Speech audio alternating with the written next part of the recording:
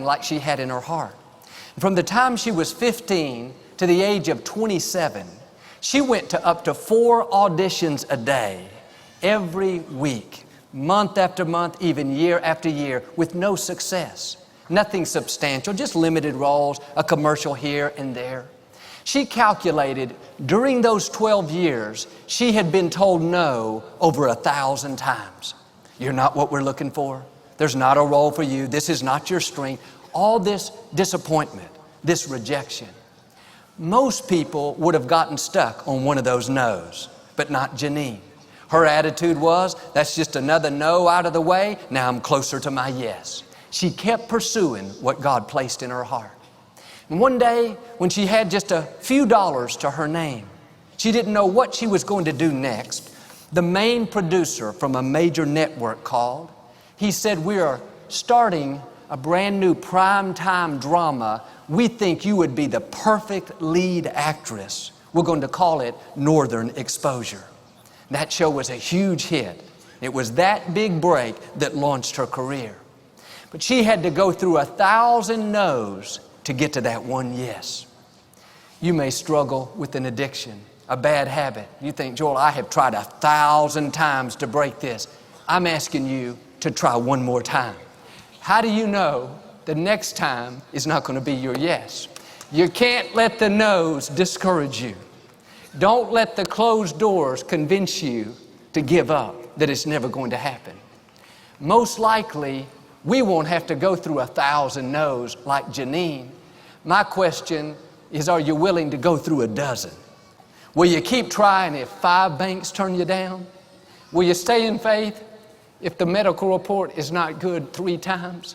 Will you take a chance on meeting somebody new if a relationship didn't work out twice before?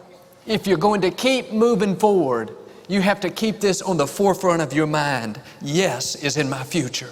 Yes, I will get married. Yes, I will be promoted. Yes, I will fulfill my destiny. That's what a friend of mine did. She and her husband had been trying to have a baby for many years. They'd been through all the fertility treatments, done everything they possibly could with no success. And this went on year after year. At that time, she was the head of our children's ministry. When my father went to be with the Lord and I stepped up to pastor the church back in 1999, they had been trying to have this baby already for more than 20 years. Think of all the no's she had heard. Every time she took the pregnancy test, hoping that it'd come back positive, but it didn't. The answer was no. Her medical doctor, sorry, you're not pregnant. The fertility specialist, no, it's not working. She heard no again and again. One day, we were in a meeting about the children's department. She made the comment, I have a good assistant trained because when I have my baby, I'm going to have to be out for a little while. And I thought I was missing something. I didn't know that she was pregnant. Afterwards, I said to my sister Lisa, she was in the meeting, I can't believe she's going to finally have a baby. Lisa said, no, Joel, she's not pregnant. She just talks like it and thinks like it and acts like it. Me being the great man of faith that I am, I thought that's kind of far out to really believe you're going to have a baby at your age. Then I remembered Abraham and Sarah. God gave Sarah a baby at 80 years old.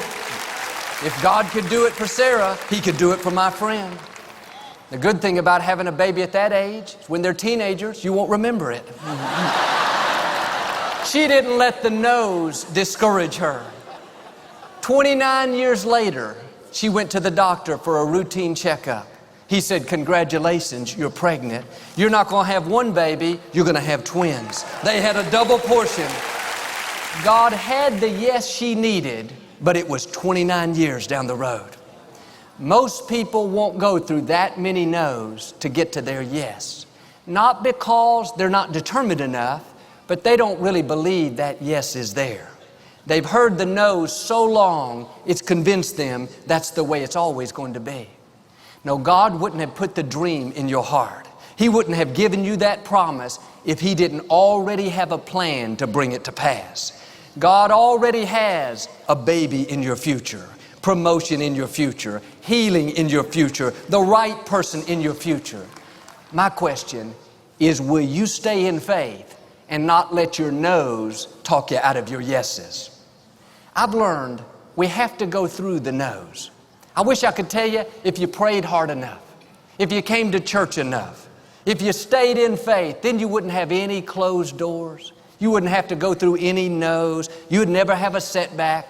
That's not the way God ordained it. The no's are a test of our faith. If we're going to pass that test, we have to set our face like a flint and say, I will not be discouraged by any setbacks, by how long it's taken, by what the medical report says, by people trying to talk me out of it. I'm in it for the long haul. I know yeses are in my future. I read where researchers put a barracuda and a Spanish mackerel in the same fish tank. Normally, the barracuda would immediately devour the much smaller Spanish mackerel.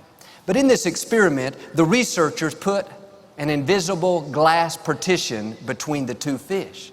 So when the barracuda saw the Spanish mackerel and went in for the kill, he slammed in to that glass partition, bruised his nose again and again. Eventually, the barracuda got the message that he wasn't going to be able to eat that other fish. He gave up and he quit trying. At that point, the researchers quietly removed the glass partition. Now nothing was separating the two fish. What's interesting is the barracuda never once harmed the Spanish mackerel. They lived happily ever after, side by side, that same fish tank. What happened is the barracuda became conditioned in his thinking that it would never work out. All he had heard was no, no, no. He didn't think there were any yeses in his future. He just had to try one more time and he would have come into his yes. He would have had a nice fish dinner. What happened to the barracuda happens to many of us. We've hit the wall so many times, so to speak. In other words, we tried to break the addiction for years, didn't work out. Worked hard but didn't get the promotion. Pursued a dream but the door closed. Like that barracuda, we've let this stronghold convince us that it's never going to happen. How do you